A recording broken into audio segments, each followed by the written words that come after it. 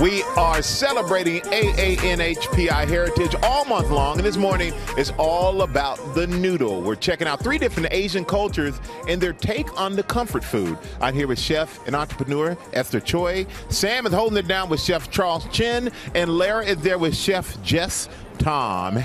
Welcome all of you, and I'm going to start with you, Chef Esther. Tell us about this Korean dish that we're going to try right here. Take us through it.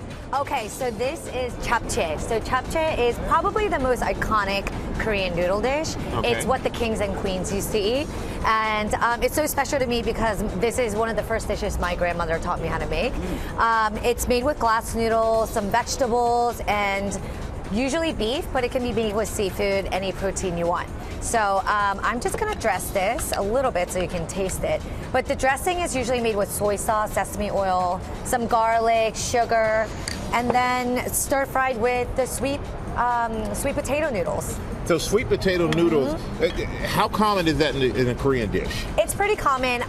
They're like these glass noodles that are slightly chewy and just really delicious, and a lot of times gluten-free. So it's a great option for gluten sensitive. And then when people say glass noodles, because it looks like glass, you can see right through them. And you gotta try some over here, but I'm gonna slightly dress it. Give me a little of that. And while I try this, I'm gonna ask Sam, how's it going? You're already eating. How can you answer? How can you talk when you gotta eat afterward like me? So how's it going, Sam? I'm gonna eat now. Well, it's great because Charles Chen and I are just checking in.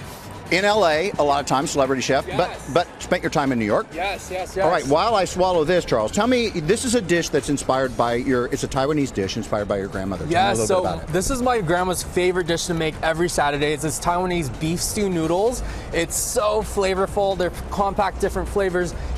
There's star anise in there. There's some fennel. There's some cumin. Which is just gorgeous to look at. Yes. I mean, you don't see that all the time. No. And I'm gonna top it off with some cilantro, and some mustard green is a must for this dish because it brings out the texture, the crunch. This is almost like sauerkraut. Which is awesome. Yes, and then some scallions. So when you do the noodles, tell me a little bit about the noodles, because when I do noodles, they always clump together. What's Michael doing? What happened? What are you doing? What did I miss? What happened? A lot of noodles.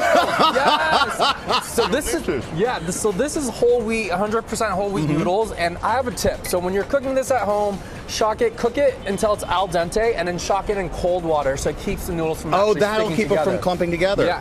All right, well, while I enjoy all of this, Lara, what's going on? I'm very excited to talk with Jess Tom. We've worked together before. This is the fan favorite, I think, a classic Chinese dish, such a comfort food, and you have a veggie take on lo mein noodles. Yes, totally. So we're combining a classic Chinese noodle dish with a classic Chinese sauce, ginger scallion sauce, which makes everything so much better. Yes. So the trick with this, it's so easy.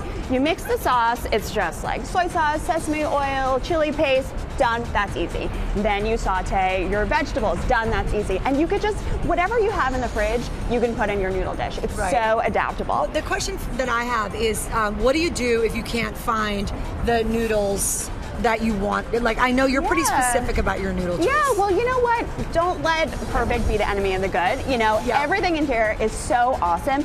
If you don't have lo mein noodles, you can use spaghetti, linguine, soba. Any of those noodles are going to be so good when they absorb all of the amazing flavors in this dish. Okay, that's great. So it really is accessible to everyone. Absolutely. And then the other question is the wok. How important is it to do this in a wok? Well, a wok is great, but again, if you don't have it, the most important thing is that you have a large cooking surface that can get really hot. It needs to get hot, and it needs to be big enough to mix everything in there.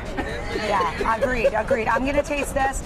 Guys, have you tasted all 3? Yeah. This is not a competition. Everyone is a winner. Everybody is a winner. Sam, that is a beautiful technique.